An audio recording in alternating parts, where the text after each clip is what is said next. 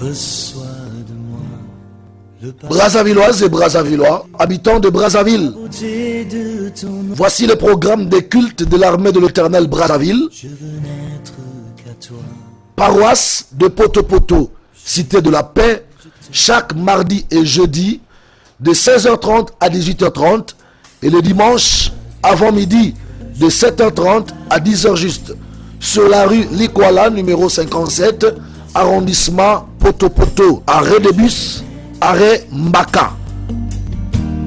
Paroisse de la Poudrière, centre d'évangélisation, chaque mercredi et vendredi de 16h30 à 18h30 et le dimanche, les avant-midi de 9h à 12h30 sur l'avenue de la Base, en face du camp GPC, arrêt de bus de référence, arrêt La Ferme, avec l'apôtre Désiré Bansenga, le germe.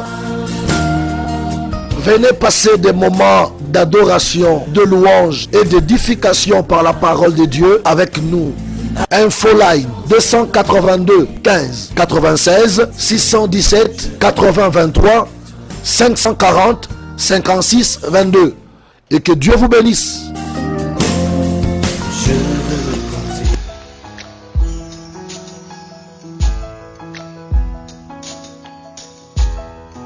Lift your hands and just worship him.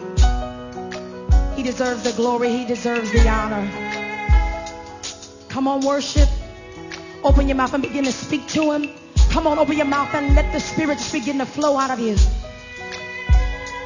My heart, my mind, my soul belongs to you. My love, my life. Matthieu 14, verset 22. Aussitôt après, il obligea les disciples à monter dans la barque et à passer avant lui de l'autre côté, pendant qu'il renverrait la foule. Quand il l'eut renvoyé, il monta sur la montagne pour prier à l'écart. Et comme le soir était venu, il était seul. La barque, déjà au milieu de la mer, était battue par les flots, car le vent était contraire. À la quatrième veille de la nuit, Jésus alla vers eux, marchant sur la mer. Quand les disciples virent marcher, quand les disciples les virent marcher sur la mer, ils furent troublés et dirent: c'est un fantôme. Et dans leur frayeur, ils poussèrent des cris. Jésus leur dit aussitôt: rassurez-vous, c'est moi. N'ayez pas peur. Pierre lui répondit: Seigneur, si c'est toi, ordonne que j'aille vers toi sur les eaux. Et il dit: viens. Pierre sortit de la barque et marcha sur les eaux pour aller vers Jésus. Mais voyant que le vent était fort, il eut peur. Et comme il commençait à enfoncer, il s'écria: Seigneur, sauve-moi. Aussitôt Jésus étendit la main, le saisit et lui dit: homme de peu de foi, pourquoi as-tu douté? Parole du Seigneur. Amen. Nous pouvons nous asseoir au nom de Jésus. Alléluia. Amen. Bien-aimés dans le Seigneur, le Seigneur, notre Dieu, a choisi le moyen pour parler à son peuple. Et le moyen que Dieu a choisi pour parler à son peuple, c'est le moyen de la prédication de la parole de Dieu. Alléluia. Amen. La prédication de la parole de Dieu est un moyen que Dieu a choisi pour nous bénir, pour nous arroser, pour nous révéler de grandes choses. Je voudrais ici parler des effets de la prière. Les effets de la prière. Le texte que nous venons de lire nous montre comment Jésus s'est déplacé de lieux en lieux pour aller apporter la parole de Dieu. La Bible dit un jour, le Seigneur a annoncé la parole de Dieu. Il a prêché la parole du Seigneur. Et le jour-là, Jésus a multiplié le pain et le poisson. La foule a couru pour manger ce pain. Les gens étaient nombreux pour manger ce poisson. Et la Bible dit Jésus était là toute la journée avec les disciples. Et le soir étant venu, il a dit à la foule de repartir à la maison. Parce que Jésus les avait retenus toute la journée. Vous savez, quand le Seigneur prêchait la parole, les gens accouraient depuis très tôt. Les gens connaissaient déjà il sera où demain. Les gens accouraient, attendaient Jésus dès la matinée, dès le lever du soleil. Et ce jour-là, ils étaient là depuis très tôt matin. Ils ont attendu le Seigneur. Le Seigneur est arrivé, il a annoncé la parole. Il a prié pour des malades. Jésus a multiplié le pain. Les gens ont mangé ce pain. Et quand le soir était arrivé, il a compris que ces gens sont restés ici devant ma face toute la journée. Et puis il va dire à la foule, c'est depuis le matin que vous êtes là. Partez maintenant chez vous à la maison. Pendant qu'il renvoyait la foule, il a aussi demandé à ses apôtres et disciples de traverser de l'autre côté du fleuve. Parce que demain, le travail sera là-bas. Donc il a renvoyé la foule qui était restée toute la journée devant lui. Et puis il a dit à ses disciples de les précéder dans l'autre rive. Il a dit passer à l'autre bord. Aller de l'autre côté du lac de Génézareth. Parce que le travail qu'on va faire demain sera là-bas. La foule est repartie à la maison. Les apôtres sont allés en face de l'autre côté du lac. Et la Bible dit Jésus est resté là seul. C'est là où les choses vont commencer. La Bible dit qu'il est resté là seul. Il est resté seul. Il est allé à l'écart. Dans la prière, il s'est retiré seul à l'écart pour aller prier. La Bible déclare que le Seigneur est resté dans la prière. C'était déjà la nuit. Il était seul la nuit. Il s'est retiré profondément dans la prière. La Bible dit il a prié toute la nuit. Et à la quatrième veille de la nuit, en pleine nuit, le Seigneur sort de sa prière. Il sort de sa prière pour chercher à aller rejoindre les disciples qui l'avaient précédé. Suivez-moi très bien. Il a voulu rejoindre les disciples qui l'avaient précédé. Et quand il sort en pleine nuit, il se dirige vers le lac. À cette heure-là, la nuit, il n'y avait pas de bateau. Il n'y avait même pas de je sais pas moi, de gens qui conduisent des navires pour traverser. À cette heure-là, en pleine nuit, je ne sais pas pourquoi le Seigneur était touché d'aller là-bas. Pourquoi il pouvait aller en pleine nuit seul sur les lacs et cherchant à rejoindre ses disciples. En temps normal, si nous voulons étudier cet acte que Jésus a fait, humainement parlant, c'est pas normal. Parce qu'il y a un moment où le trafic commence, il y a aussi un moment où le trafic s'arrête. À cette heure-là, la nuit, seul, Jésus va sur les lacs. Il n'y avait pas de trafic. Il n'y avait même pas de gens qui conduisent des bateaux. Mais qu'est-ce qui a poussé Jésus? Je pose la question. Qu'est-ce qui a poussé Jésus à aller à cette heure-là sur les lacs? Pendant qu'il savait très bien qu'à cette heure-là, il naviguent, il n'y aura pas de conducteur de bateau. Et en ce même temps-là aussi, il n'y avait pas de trafic. Des pêcheurs, on peut trouver des pêcheurs à cette heure-là. On ne trouvera pas des gens qui font le trafic. Mais le Seigneur Jésus touchait à aller à cette heure-là. Pourquoi? Moi je crois qu'il revenait de la prière. Il descendait de la prière. Il a pris le temps de consulter Dieu. Et tout ce que Jésus a commencé à faire après le moment de prière, c'était des choses que Dieu lui avait inspirées. C'était des choses que Dieu lui avait révélées. Voilà les premières conséquences, le premier bénéfice. C'est celui qui prend le temps d'aller dans la présence de Dieu.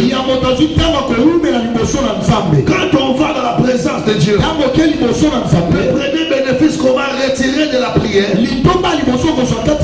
c'est les inspirations et les révélations. Les inspirations et les révélations sont le premier bénéfice. Et c'est lui qui rentre souvent dans la présence de Dieu. Est-ce que tu me comprends très bien? Amen. Quand quelqu'un est capable de prier, quand quelqu'un est capable d'aller dans la présence de Dieu, Dieu ne va pas le laisser ignorer les choses. Le Seigneur va les révéler. Il va l'inspirer des choses. Nous avons vu Jésus aller dans le lac à cette heure-là. C'était très tard. Normalement, on ne peut pas aller chercher un voyage à cette heure-là. Mais quelle était la motivation de Jésus? Qu'est-ce qui l'a poussé à aller chercher le voyage à cette heure-là?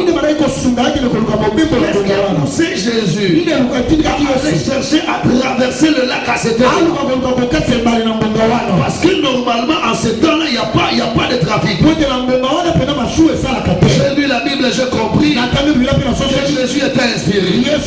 Il était motivé par la révélation. C'est-à-dire que Dieu lui avait mis à cœur d'aller traverser à ce moment-là pour rejoindre ses disciples.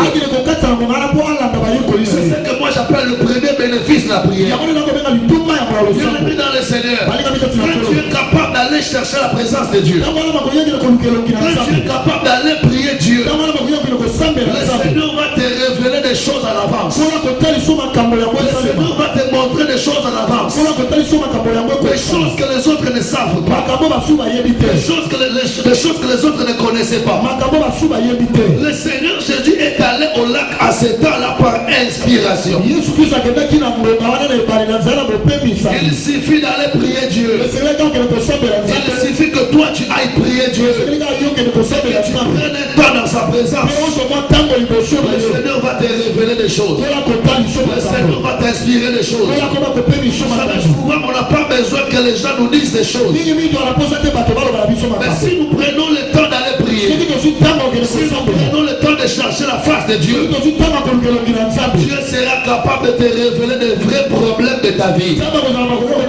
Est-ce que tu m'entends très bien? Amen. Il est temps que tu ouvres les yeux. On ne peut ouvrir les yeux spirituellement seulement quand on est capable de prendre un temps dans la prière. Dis-moi plus fort alléluia. Dis-moi encore plus fort alléluia. Il y a beaucoup de gens qui se retrouvent dans des situations bizarres. Ils ne savent pas où mettre les pieds parce qu'ils ne sont pas inspirés. Écoutez-moi, la victoire est dans l'inspiration. Ne faites rien sans que le Seigneur vous inspire. Ne faites rien sans que Dieu vous donne la direction divine. La direction divine que Dieu peut te donner peut paraître bizarre devant tout le monde, mais toi tu sais que c'est Dieu qui m'a inspiré de faire la chose. Réfléchissons un peu ensemble. En ce moment-là, quelle est la motivation qui peut pousser Jésus à aller sur les lacs? C'était très tard la nuit, c'est l'heure de dormir. Si on pouvait trouver les gens sur les lacs à cette heure-là, ça ne pouvait être que des pécheurs.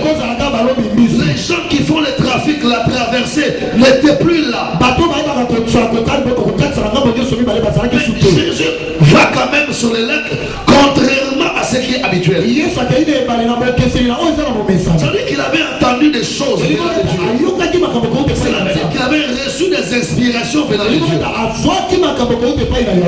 Celui qui est capable de prier, de chercher la face de Dieu, connaîtra des choses que les autres ne connaissent pas. Il sera au courant des choses que les autres ne connaissent pas. Il recevra des révélations que les autres ne connaissent pas. Et souvent, quand on est inspiré de Dieu, quand on fait des choses que Dieu nous demande de faire, c'est pas tout le monde qui va te comprendre. Si j'étais à ce temps-là, je ne comprendrais pas pourquoi Jésus doit descendre au lac à cette heure-là. J'ai compris aujourd'hui qu'il revenait de la prière. Et ce sont des choses que Dieu lui a révélées dans la prière. Écoute-moi, c'est le temps que tu ouvres les yeux spirituels. La meilleure façon d'ouvrir les yeux spirituels, c'est de prendre suffisamment le temps dans la prière. Tu peux prendre suffisamment le temps dans la prière, cherchant la face de Dieu. Dieu va t'ouvrir des brèches, il va t'ouvrir des inspirations, il va t'ouvrir des révélations, il va t'orienter, il va te diriger. Écoutez-moi très bien, si tu sais que la chose que tu es en train de faire est inspirée de Dieu, même si les gens comme toi ne te comprennent pas, ne t'en fais pas. Fais ce que Dieu t'aura dit. Avance dans le sens que Dieu va te montrer. S'il y avait des gens autour de Jésus, ils pouvaient être au courant que Jésus va au lac à cette heure-là. Il lui dirait à cette heure, ne va pas au lac. Ce n'est pas normal. Parce que humainement parlant, on ne peut pas aller chercher le voyage sur un lac à ces heures tardives là. Mais Jésus l'a fait parce qu'il est révélé de la présence de Dieu. Écoute-moi très bien. À partir de ce matin, le Seigneur sera capable de t'amener dans sa présence, qui te dise des choses à faire. Tu ne marcheras plus toi-même. Tu ne feras plus des choses toi-même. Dieu te rendra capable d'aller les consulter dans la prière. Quand tu rentreras dans la présence de Dieu, aller consulter Dieu, Dieu te dira, il te révélera, il te dira s'il faut aller à gauche, il te dira s'il faut aller à droite, il te dira s'il faut avancer, il te dira s'il faut s'arrêter. Je dis à quelqu'un, le lieu convenable, le bon lieu qui peut nous rendre capables de connaître l'avenir, c'est dans la prière. Celui qui a le temps d'aller dans la prière, Dieu le permettra de connaître demain. Dieu le permettra de connaître l'avenir. Dieu le permettra de connaître le futur. Dis-moi plus fort, alléluia. Les gens qui ne sont pas capables de connaître leur futur sont ceux-là qui ne savent pas prendre le temps de prier. Mais celui qui sait prendre le temps de prier ne sera jamais surpris par le futur. Je vais dire ça d'une autre manière. Oh Esprit de Dieu, aide-moi à bien parler. Je vais dire ça autrement. L'avenir ne peut pas surprendre celui qui va dans la présence de Dieu. Je dis bien le futur ne peut pas surprendre celui qui prend le temps de prier. Parce que quand tu vas prendre le temps de prier, tu seras capable de te montrer des choses en avance. Je connais un homme qui était rentré dans la présence de Dieu. Cet homme s'appelait Abraham. Il est rentré dans la présence de Dieu. C'était la grâce qu'il avait reçue. Après avoir parlé avec Dieu, il donnait des offrandes à Dieu. Il ne savait pas que c'était Dieu qui était en face de lui. Mais seulement pour avoir été dans la présence de Dieu. La Bible dit ce jour-là, ce Dieu-là a révélé à Abraham que son peuple, sa descendance sera esclave pendant 400 ans. Quand on peut aller dans la présence de Dieu, sa vie. On sera capable de connaître le futur de sa famille. Je dis à l'heure où nous sommes, avec la connaissance de la parole de Dieu que nous avons, on n'a plus besoin qu'on nous dise des choses. Parce que maintenant chacun de nous peut aller seul dans la présence de Dieu. Pour consulter Dieu, prier Dieu, connaître son avenir, connaître l'avenir de sa famille, connaître des choses que Dieu peut lui dire de faire. Jésus revenait de la prière. Après son moment de prière, il était capable d'être inspiré. Si tu m'entends maintenant, et que tu peux te décider de commencer à prier, Dieu te rendra capable de connaître les orientations. Dieu commencera à diriger ta vie. Les gens te verront comme un fou parce que tu fais des choses que eux ne consentent pas. Et toi tu sauras que je fais ces choses par l'inspiration de Dieu. Dis-moi amen que j'avance encore. Amen. Quand Jésus est sorti de la prière, il est allé sur les lacs à des heures tardives. Pourquoi? Parce que Dieu lui avait inspiré de faire ça. Il arrive sur les lacs. La Bible dit il ne trouva personne. Il n'y avait pas de barque qui pouvait l'aider à rejoindre ses disciples. Il n'y avait pas de navigateur qui pouvait l'aider à rejoindre ses apôtres. Incapable de rejoindre ses apôtres, la Bible dit il commença à marcher sur les eaux. Jésus a commencé à marcher sur les eaux. Nous savons très bien que ce n'est pas possible que quelqu'un marche sur les eaux, parce que l'eau ne peut pas soutenir le poids d'une personne. D'ailleurs la nature nous enseigne tout corps qui a une masse que vous jetez sur les eaux ne sera pas au-dessus des eaux. Ça doit être plongé, et après être plongé il subira la poussée d'Archimède pour sortir après en haut. Mais quand Jésus est arrivé sur le lac, voulant rejoindre ses apôtres, voulant rejoindre ses disciples, Jésus a commencé à marcher sur les eaux sans s'enfoncer. Ça, humainement par là, c'était pas possible. Mais Jésus l'a rendu possible. Pourquoi? Parce qu'il descendait de la prière. Je vais dire une chose. Le deuxième bénéfice de la vie de prière, c'est que ce qui est impossible aux autres deviendra possible à toi. Ce que les autres voient impossible, toi ça sera possible parce que tu as pris le temps de rester dans la présence de Dieu. Dis-moi un amen que j'évolue encore. Écoutez-moi très bien. Ce qui est impossible ne peut pas arrêter celui qui prie. Un homme qui prie, une femme qui prie ne peut pas être arrêté par la nature. Les eaux du lac n'ont pas arrêté Jésus.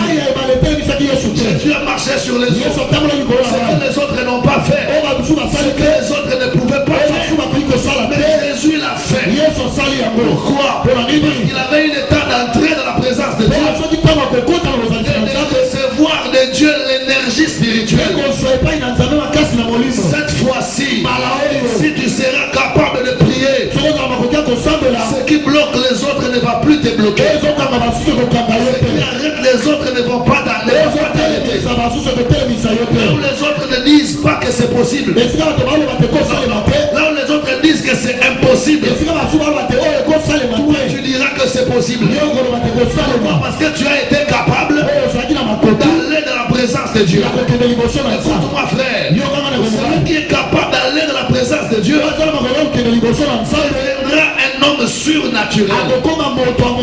Qu'est-ce qui est surnaturel? C'est ce qui est au-dessus de la nature. Si la nature bloque les autres, si la nature bloque tout le monde, la nature ne pourra pas te bloquer. Parce que la vie de prière te rendra surnaturel. Tu comprends ce que je dis? C'est pourquoi David dit, c'est lui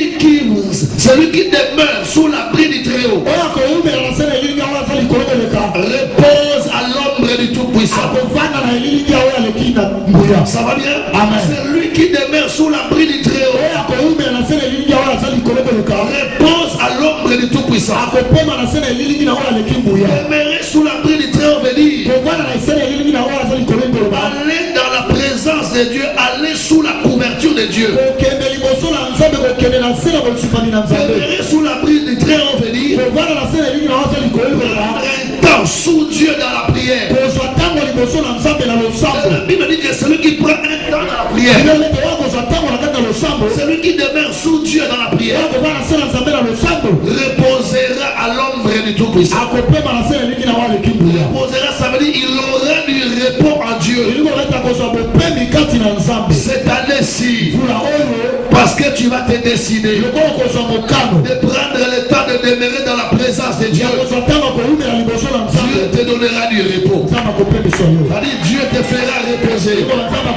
Dieu te rendra capable de trouver la satisfaction à tes problèmes. C'est le deuxième bénéfice. Jésus est allé dans la prière. Et après la prière, il est allé marcher sur les eaux. Chose impossible pour les autres. Mais cela est devenu possible pour Jésus. Dis-moi plus fort, alléluia. Après m'avoir écouté, tout ce qui est impossible pour toi, Dieu le rendra possible. Alléluia. J'ai dit que Dieu le rendra possible. J'ai dit que le Seigneur t'ouvrira le monde des possibilités. Jésus est allé marcher sur les eaux. Où est-ce qu'il a tiré l'énergie? Où est-ce qu'il a tiré la capacité de faire ces choses-là? C'est parce qu'il revenait de son temps de prière. Et quand Jésus a marché sur les eaux, la Bible dit de loin, les apôtres le virent, mais ne savaient pas que c'était Jésus. Ils commençaient à crier: sorcier, sorcier, fantôme, fantôme. Et Jésus prend la parole. Il dit: rassurez-vous, ce n'est pas un fantôme. Rassurez-vous, ce n'est pas un sorcier. C'est moi Jésus. Il dit: non, ce n'est pas notre Jésus. Ce n'est pas notre Jésus. Ça, c'est un sorcier qui nous poursuit. Jésus dit: non, c'est pas un sorcier. C'est moi votre Jésus. Il dit: non, si c'est toi Jésus, ordonne que je marche comme toi. Il dit bien, voulait faire comprendre à cet homme. Il voulait faire comprendre à Jésus que ce n'est pas toi, parce que toi je t'ai jamais vu marcher sur les eaux. Je connais le Jésus qui guérit les fièvres. Je connais Jésus qui guérit les paralytiques. Je connais Jésus qui fait d'autres choses. Mais le Jésus qui marche sur les eaux, c'est pas notre Jésus. C'est un fantôme. Et Jésus réplique encore. Il dit: ce n'est pas un fantôme. C'est moi Jésus. Écoutez-moi très bien. Le troisième bénéfice que la vie de prière va te donner, après m'avoir écouté aujourd'hui, c'est que toi tu vas changer de dimension. Tu commenceras à opérer dans des dimensions supérieures. Les gens qui te connaissaient hier dans des petites dimensions, maintenant parce que tu seras capable de prier, ils ne vont plus te reconnaître dans ta nouvelle dimension. Pierre n'a pas reconnu Jésus dans la nouvelle dimension. Pierre a dit: non, ça c'est pas Jésus. Parce que Jésus n'a jamais marché sur les eaux. Ça c'est un fantôme. Ça c'est un sorcier. Il dit: non, rassure-toi, c'est pas un sorcier. C'est moi Jésus. C'est moi le Seigneur. C'est moi Jésus. Cette année, que les gens s'étonnent de ta dimension. Que les gens commencent à s'étonner de ta dimension. La prière te fera monter de dimension. La prière te fera changer de dimension. À cause de la vie de prière, tu atteindras des dimensions supérieures que tu n'avais pas avant.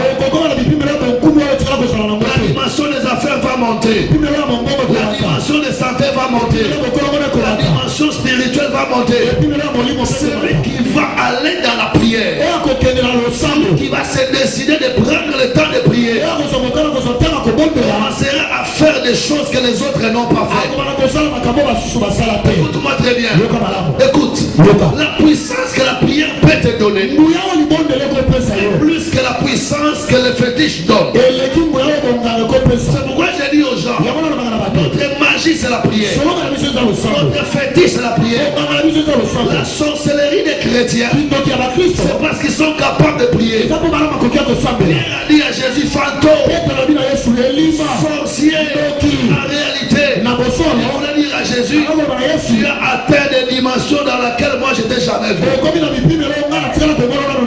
Quand ça m'a mati sa dimension là, quand ça m'a changé dimension là, quand ça m'a mis ma moussala dans la dimension à l'icolo, quand ça m'a mis ma mombongo dans la dimension à l'icolo, toba yema kao avant bakokama yombaloyo, bakolobo simbikisi, bakolobo koti maison, bakolobo zui magie. Maintenant on a dit que dans le sambo nous ferons des exploits. On dit de déclarer avec Dieu, nous ferons des exploits. Si tu seras capable de prendre ta vie de prière au sérieux, ta dimension va changer.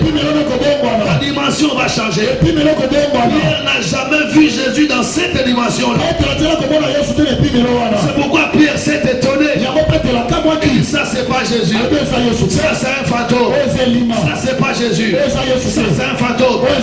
Jésus lui a dit ne crains pas. Ce n'est pas un fantôme. C'est moi ton Jésus. C'est moi ton Seigneur. Non, si c'est toi, ordonne que je vienne.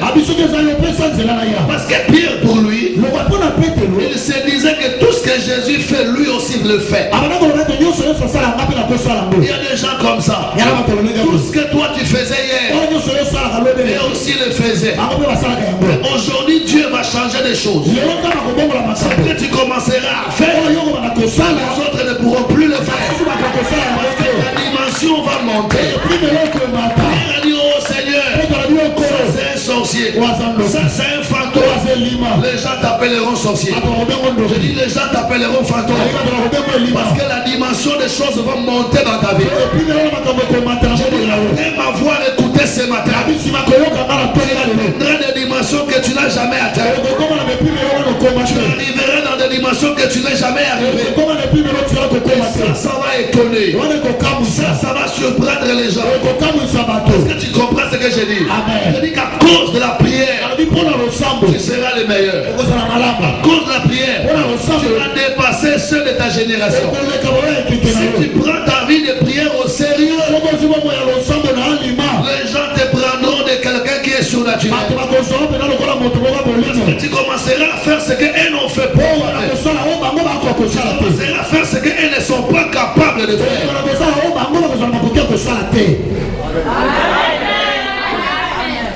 Alléluia. Il dit fantôme, sorcier, ça c'est un fantôme. Jésus dit non, c'est pas un fantôme. C'est moi ton Seigneur. C'est moi Jésus. Et Pierre dit si c'est toi Jésus, commande que je marche comme toi sur les eaux. Commande que je vienne là où tu es. Alors Jésus lui dit, quitte là où tu es, marche, viens vers moi. Alléluia. Pierre a oublié qu'en ces jours-là, ils n'avaient plus les mêmes dimensions avec Jésus. Pierre oubliait que Jésus revenait de la montagne. C'est pourquoi il était capable de marcher sur les eaux. Mais Pierre a demandé aussi de marcher sur les eaux sans être capable au préalable d'aller sur la montagne. Tu vois là où je dis que les gens qui veulent faire la concurrence avec toi finir. Les gens qui cherchent à faire la concurrence, la comparaison avec toi, ils vont très mal finir. Parce qu'ils t'ont vu dans une nouvelle dimension. Ils ne connaissent pas où est-ce que tu as puisé la dimension là. Pierre a vu Jésus marcher sur les eaux. Il n'a pas cherché à savoir où est-ce que Jésus a puisé les capacités de marcher sur les eaux. Il a seulement demandé de marcher comme Jésus. Mais sans comprendre que Jésus a marché sur sur les eaux parce qu'il revenait de la prière. Ceux qui veulent se comparer à toi, ceux qui veulent faire des choses comme toi, veulent chercher à savoir où est-ce que tu as puisé les capacités de ta nouvelle dimension. Alléluia. Jésus revenait de la prière. Il a fait des choses que Pierre ne pouvait pas faire. Ce qui a aidé Jésus à marcher sur les eaux, c'était sa vie de prière. Pierre a cherché à marcher comme Jésus sans avoir posé le fondement de la prière. C'est pourquoi dans la bataille aussi makisi noki noki, croyant que oyo komi ezakisi, croyant que oyo zosala ezakisi. Nzoka bayebi te kozwaka temps ya kofléchir ma genou na yo. Amen. Alléluia. Pierre a dit si c'est toi, je veux aussi marcher comme toi. Alors Pierre sort de là-bas. Il fait le premier pas. Il fait le deuxième pas. Le troisième pas. Pierre n'a pas pu marcher. Il a commencé à s'enfoncer. Bien aimé dans le Seigneur, il faut faire attention avec les gens qui réussissent. Tous ceux qui réussissent ont derrière leur réussite une divinité. Soit la divinité de Jésus, soit la divinité du diable. Mais pour toi et moi, la chose qui nous soutient, c'est qui soutient notre réussite, c'est la divinité en Jésus. Parce que tu es capable d'aller sous l'abri du Très-Haut. Tu auras le repos dans l'éternel. C'est-à-dire que l'éternel va te donner la satisfaction. Pierre n'a pas pu marcher comme Jésus. Je dis cette année, ils ne pourront pas faire comme toi. Je dis, ils ne pourront pas faire comme toi. Parce que toi tu as un secret. Ton secret c'est la prière. Mais dans le Seigneur, ne vous embrouillez plus. Avec la prière, nous pouvons faire l'impossible. Ce n'est plus le temps de courir derrière des féticheurs. Ce n'est plus le temps d'aller voir les mamans qui font des écueils. Ce n'est plus le temps d'aller derrière les jouets là. On te fasse les chocos. Ça c'est l'heure d'aller dans la prière. C'est l'heure d'aller jeûner. Fléchir les genoux devant Jésus. Demander la possibilité. Bien déjà, parce que tu entends ce message, c'est impossible devant toi, c'est impossible maintenant. Il me dit rien n'est impossible à celui qui croit. Est-ce qu'il y a quelqu'un qui croit ici? Est-ce qu'il y a quelqu'un qui a la foi ici? Si tu as la foi, donc tu dois être capable de prier. Si tu as la foi, si tu crois, tu dois aussi être capable d'aller prier. Si tu es capable d'aller prier, tu seras capable de vivre dans la possibilité. Parce que la Bible déclare rien n'est impossible à celui qui croit. Et tout est possible à Dieu. Pierre s'enfonce dans l'eau. Et pendant qu'il s'enfonçait, il crie fort: Seigneur, Seigneur, sauve-moi. Sauve-moi, Seigneur. Je meurs. Vous voyez comment les gens qui ne prient pas finissent. Les gens qui n'ont pas le temps d'aller chercher la face de Dieu, ils finissent comme Pierre, en train de s'enfoncer à Brazza et en train de crier: Seigneur, Seigneur, sauve-moi. Amen. Quand quelqu'un n'est pas capable de prier, sa famille va s'enfoncer. Ses enfants, l'éducation de ses enfants va s'enfoncer. Même son mariage peut se perdre. Ses affaires vont s'enfoncer. Mais celui qui est capable de prier ne s'enfoncera pas. Il émergera sur les eaux.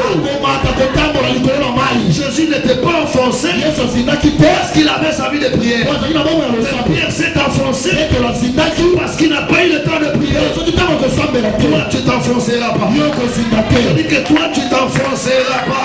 Le secret de ta stabilité, le secret de ton équilibre, le secret de ta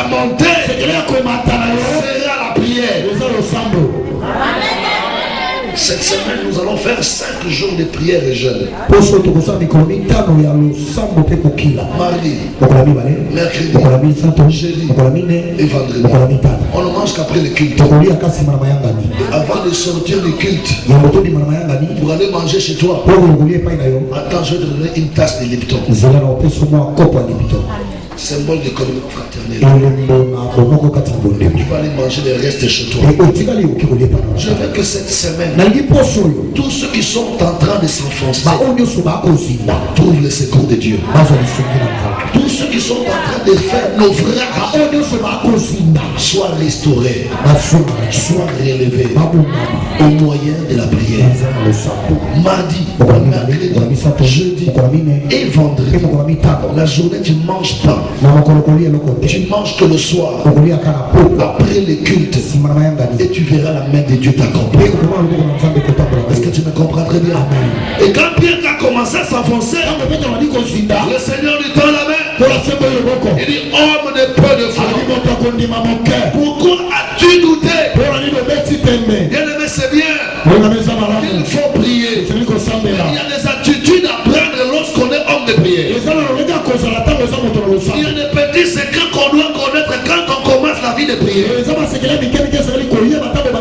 Le premier secret pour ceux qui prient, la Bible dit ne pas douter. N'ayez pas de doute. Quand Jésus voulait secourir Pierre, il lui dit, homme de peu de foi, pourquoi as-tu douté? Les doutes t'empêcheront de voir les effets de ta prière. Nous allons prier de mardi à vendredi.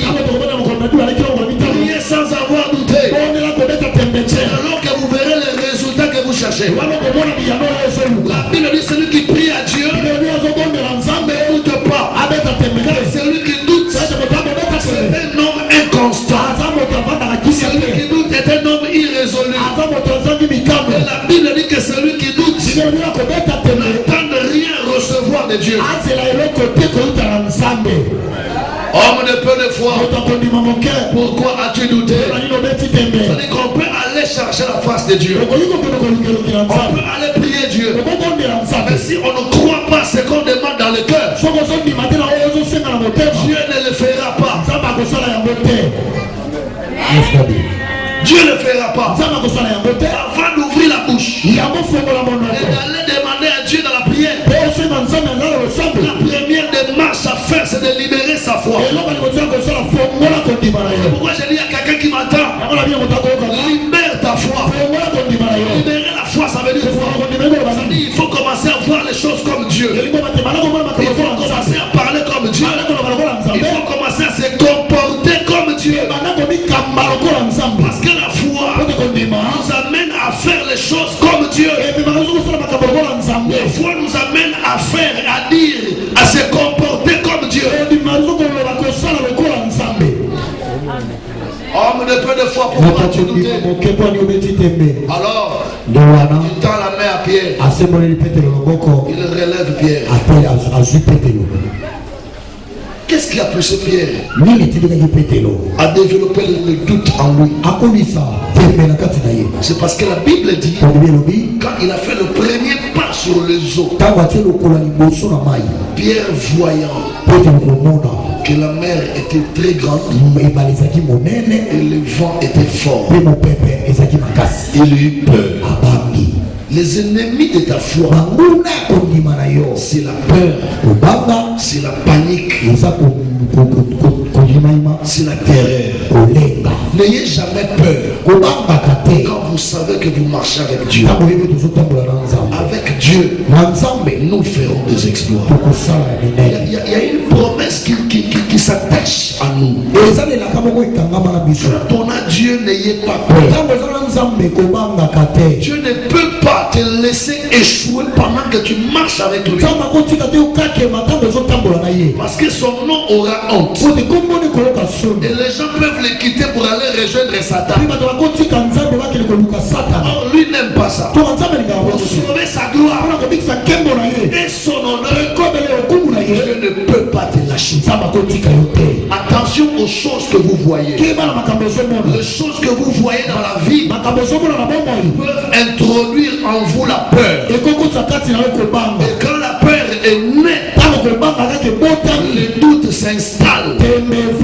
Quand le doute s'installe, la foi chute. Et quand la foi chute, le miracle devient impossible. Reprenez votre foi. Développez, libérez votre foi. Libérez la foi. Faites des choses avec assurance. Entamez des choses avec assurance. Osez, soyez audacieux avec assurance. Connaissant en qui vous avez cru. Vous n'avez pas cru à n'importe qui. Vous n'avez pas cru à un irresponsable. Vous n'avez pas cru à celui qui abandonne les siens. Vous avez cru à celui qui a dit: je ne vous délaisserai jamais. Je ne vous abandonnerai jamais. Moi, je serai avec vous jusqu'à la fin de tous les temps. Lundi sera avec toi. Mardi sera avec toi. Mercredi sera avec toi. Jeudi sera avec toi. Mardi, samedi, dimanche sera avec toi. Ça veut dire que janvier il sera avec toi. Février il sera avec toi. Mars avec toi. Avril, mai, juin il sera avec toi. Juillet, août, septembre il sera avec toi. Octobre, novembre, décembre. Quand les sorciers de famille mangent les gens, mois de décembre, il a dit il sera avec toi. Il sera avec toi. Voyez-vous avec qui vous marchez? Voyez-vous avec qui vous marchez? Vous marchez avec un Dieu tout puissant. Vous marchez avec un Dieu aux possibilités illimitées. Vous marchez avec un Dieu qui ne change pas. La Bible dit il est le même. Hier, aujourd'hui, et demain. Attends, ça veut dire quoi? Ça veut dire que ce qu'il a fait hier, Abraham, Isaac et Jacob, ce qu'il a fait pour Moïse, il va le faire aujourd'hui avec toi. Non seulement avec toi, il le fera aussi avec tes enfants. C'est le Dieu des ancêtres, le Dieu de nous-mêmes, et il sera le Dieu de nos enfants. Ne craignez rien. Libérez votre foi. Soyez courageux et audacieux. Quand tu sais que tu as Dieu, ne regardez plus le vent. Ne voyez plus la grandeur de vos problèmes. Considérez la puissance du nom de Jésus qui habite en vous.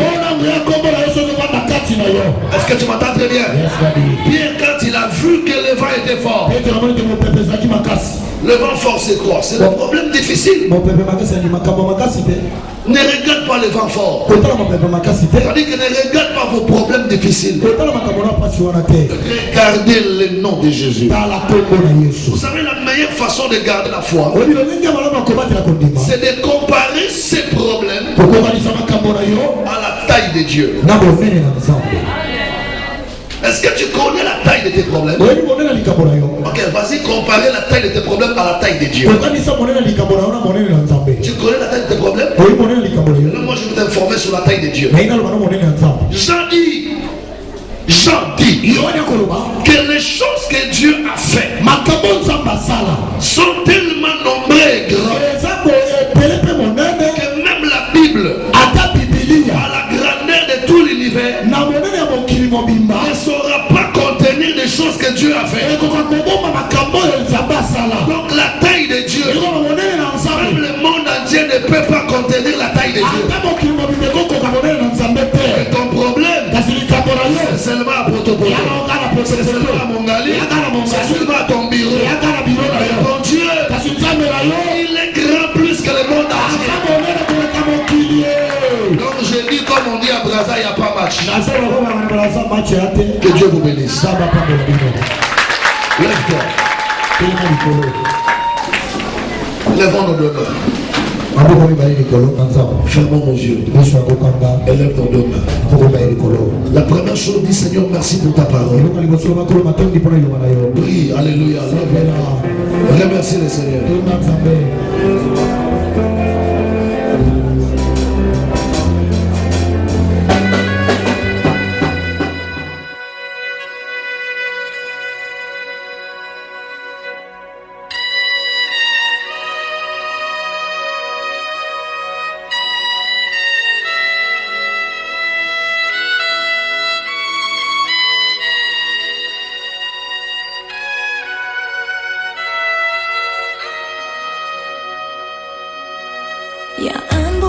qui chante en moi et qui me donne la joie, sans lequel je ne peux vivre, pour lequel je veux vivre. Le prince de l'équité m'a libéré de l'iniquité, m'a changé d'identité, je m'appelle racheté. Où irai-je encore loin de toi, celui qu'on appelle Emmanuel, mon bonheur et ma joie, mon tout, en tout, mon bien précieux et personnel, mon ami, mon cœur, mon Jésus, mon Jésus, mon Jésus, mon Jésus, je n'ai pas d'autre que toi, Seigneur. Mon Jésus, mon Jésus.